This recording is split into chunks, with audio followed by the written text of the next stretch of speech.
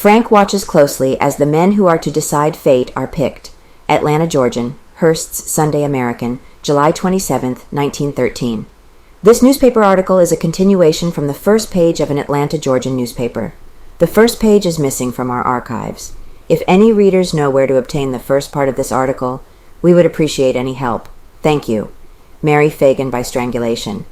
This was followed by the request of the defense that the state's witnesses be called, sworn, and put under the rule. The prosecution opened by announcing its readiness to go on with the trial and called the list of witnesses.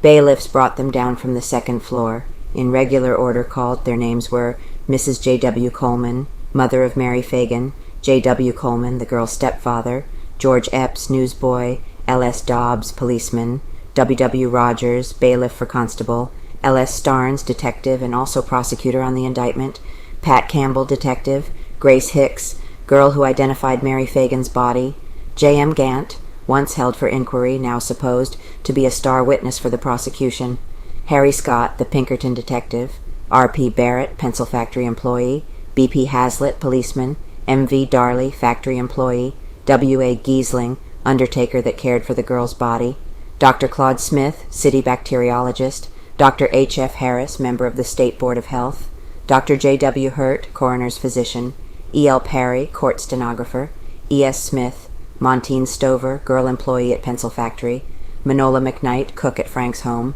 Albert McKnight, Manola's husband. McKnight did not appear in court. Helen Ferguson, Mrs. Arthur White, wife of factory employee, and L. Stanford agree on Conley affidavits. Attorney Reuben Arnold asked concerning the duces tecum that he had served on the state's attorneys for the affidavits of Jim Conley and others. On the promise of Solicitor Dorsey that he would produce the affidavits whenever needed, the duces tecum was waived.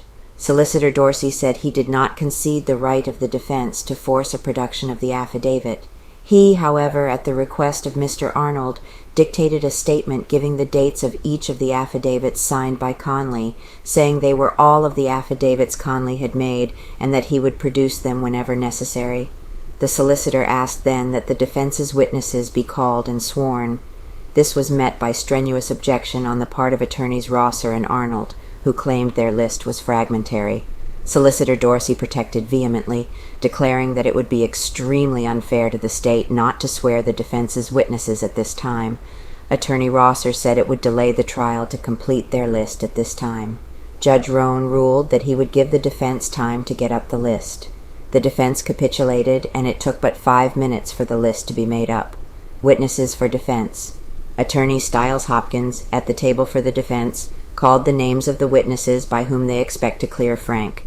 They were Mary Burke, Dora Small, Ella Thomas, C.P. Gilbert, F. Payne, Eula Flowers, Josephine Stelker, Mattie Thompson, Mrs. L.J. Cohen, J.C. Lowe, M.H. Liebman, Miss Bessie White, Joe Williams, Fred Howell, Wade Campbell, J.A. Price, G.E. Lyon, Cora Lavender, M.O. Nix, J.C. Matthews, F. Jenkins, Mrs. Josephine Seelig, E. Seelig, J.H. Haas, W.H. Mincy, J.B. Spear, L. Skipper, L. Santel, Mary Barrett, Rebecca Carson, C.H. Carson, Harry Denham, Corinthia Hall, Mattie Hall, J.L. Holloway, Mrs. George Jefferson, Jerome Michael, George W. Parrott, M.W. Morrow, Mrs. M.W. Morrow, Rabbi David Marks, A.E. Mayo, Fred Weller, A.E. Marcus, Ed Montag, L.H. Haas, W.B. Owens, T.Y. Brent, and Ossie Shields.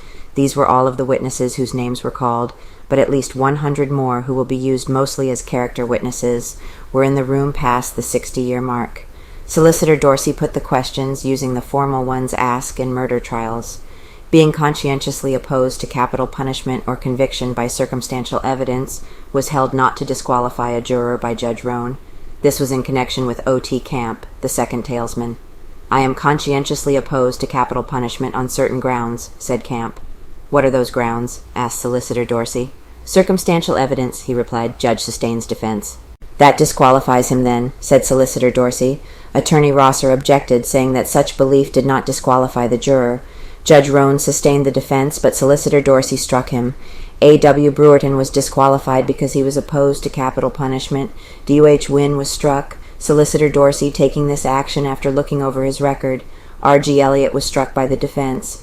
L.A. Smith was struck for cause. C.T. Hopkins, Jr., struck by state. Not one is obtained. Wee Cates, disqualified because opposed to capital punishment. T.G. Young, struck by defense. D.D. Huey, struck because he did not believe in capital punishment. That ended the first panel of talesmen, and not a single juror was obtained. The state struck 3 and the defense 2. 7 were disqualified for cause. 4 jurymen obtained. 4 jurors were obtained from the second panel. They are A. H. Hensley, number 74 Oak Street, a salesman; F. V. L. Smith, number 481 Cherokee Avenue, a manufacturer's agent; J. F. Higdon, 108 Ormwood Avenue, a contractor; F. E. Winburn, number 21 Lucille Avenue, a claim agent.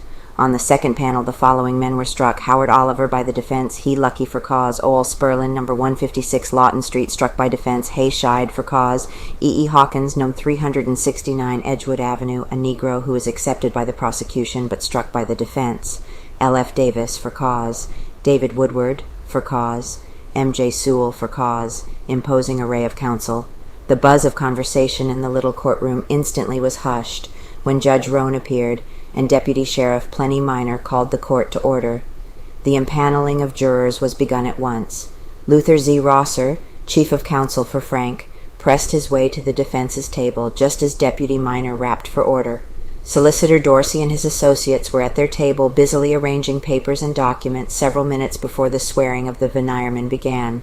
An imposing array of legal talent was presented when the case was called.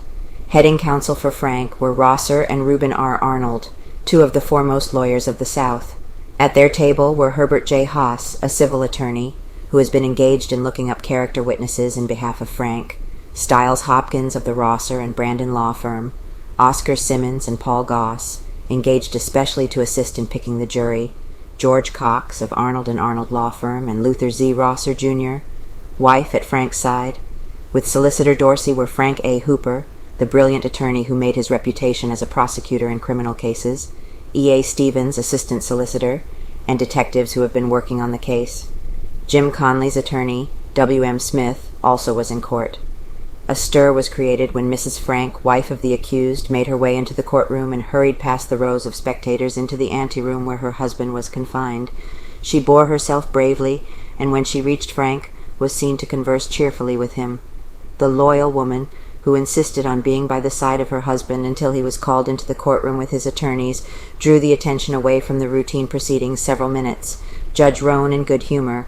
Judge Roan appeared in unusually radiant humor and enlivened the dull routine of the early proceedings with facetious remarks directed at the jurors who sought to evade duty on various pretexts. To one who claimed deafness, Judge Roan said that he had heard his own name readily enough when it was called. Another juror, Dr. E. L. Connolly, well-known capitalist and gray-haired veteran of the war, remarked, smiling rather slyly, that he thought he was over age. Plea wins excuse. "How do you know that?" inquired the judge. "My mother says I am," was Dr. Connolly's reply. "Do you claim exemption on that account?" asked the court. "I guess I do, Judge," admitted the capitalist. "Well, then, I guess I will excuse you," said the judge, amid a general laugh from the courtroom. Dr. Connolly left his place with a vigor that belled his years. Old Dr. Stork was responsible for the excusing of several of the jurors. By the time the 8th panel of men had taken the oath, 3 men had told of new arrivals at their homes and had been excused. Defense not to ask delay.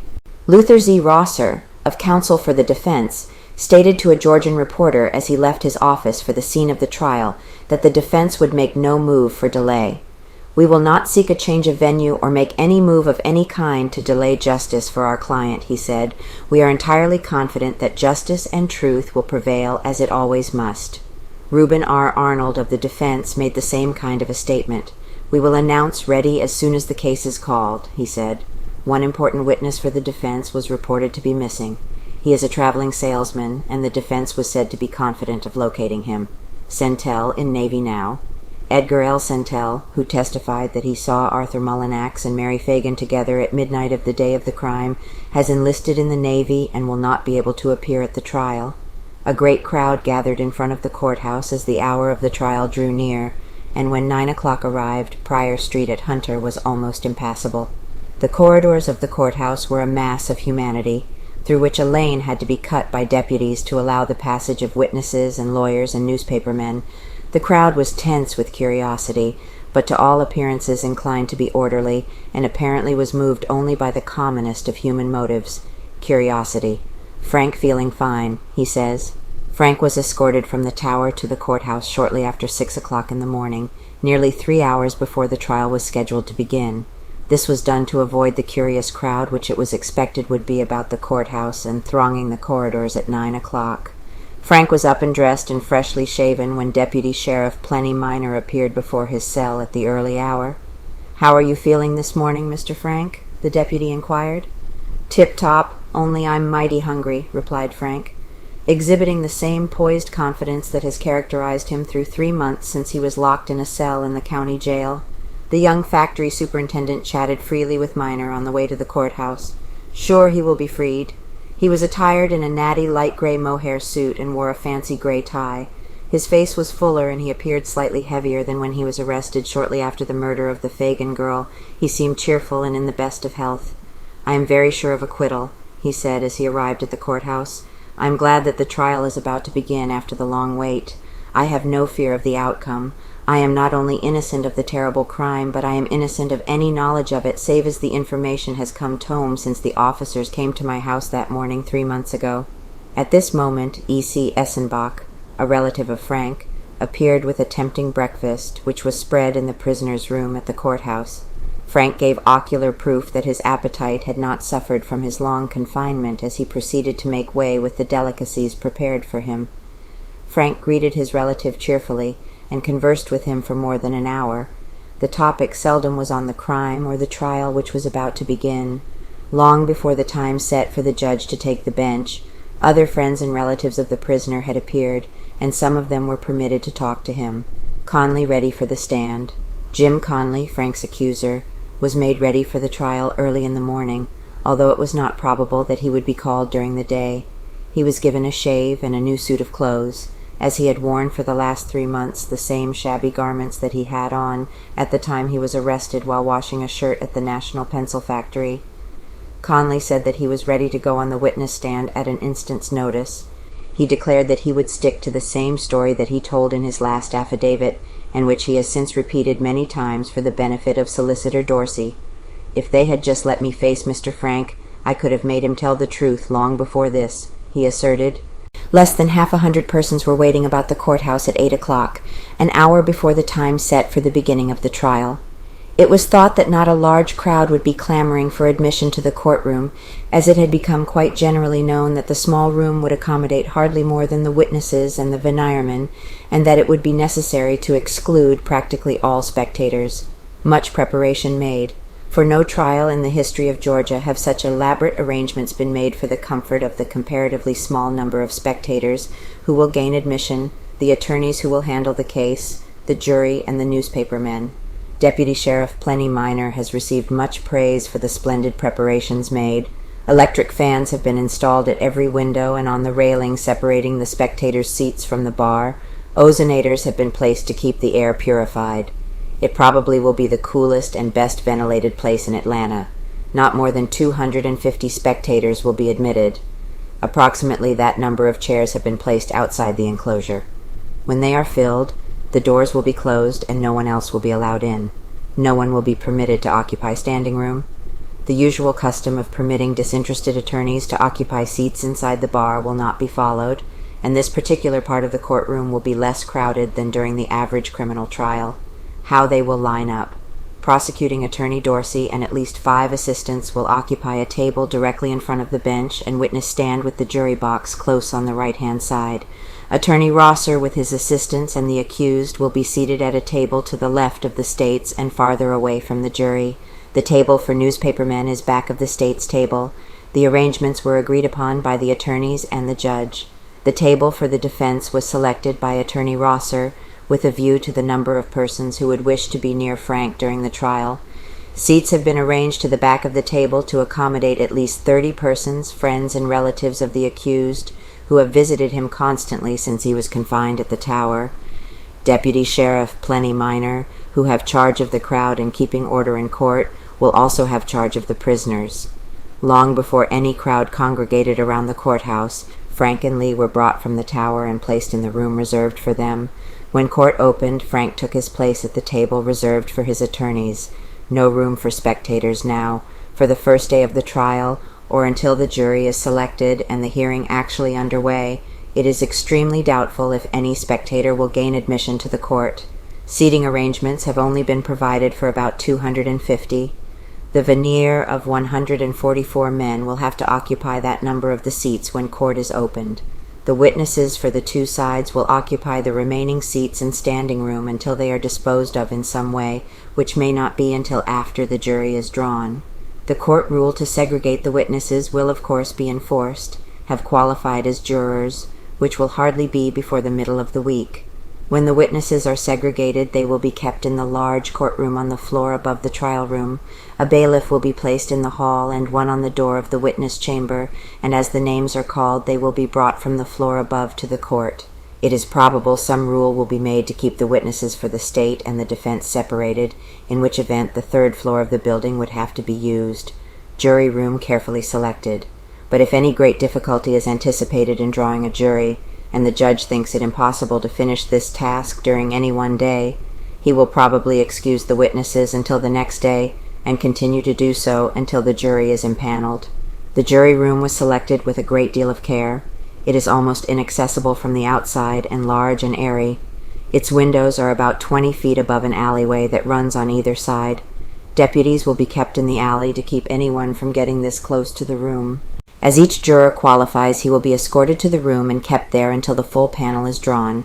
Recess will be taken at 1 o'clock in the afternoon, and the jury will be taken to luncheon at a restaurant almost directly across the street from the court.